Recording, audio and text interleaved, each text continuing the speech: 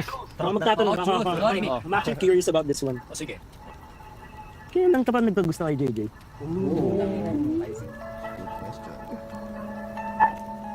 Hindi ko alam. Siguro ng mga unang linggo niya sa section niya.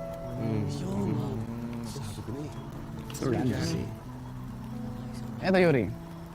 Kailan mo balak sabihin sa amin yung tungkol sa engagement niyo ni JT? Ilang beses ko na kayo narinig na pinag-uusapan niyo?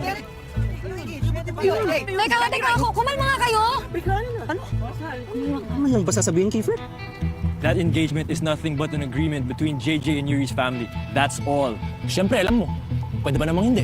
Pero pinapahirapan mo pa si JJ. Don't you fucking dare talk to me when you're working with Percy behind our backs. Percy? What? Percy? Guligan pag nalaman ni Felix. Gigising si Felix. Ay, malinay tulog siya. Tangin na ano pa di namin alam? Utang ina mo, parang shoe and dahil. Kala mo di namin alam na nagsusugal ka na naman? Ano? Tado ka! Ano? Sige! Oh, ikaw din! Utang ina mo! Sige! Tangin mo! Tangin mo! Wow! Kakasabi ko naman, huwag kayong mag-aaway.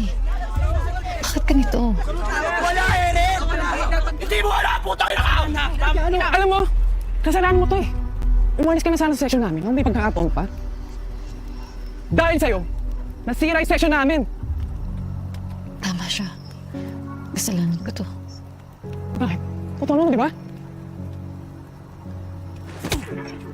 Don't you ever talk to JJ like that. And none of you can talk to JJ like that. Gago ka? Ano? Ano mo na? Takay mo sa pagsusugal ko. Drew, tama na. Eren, hey!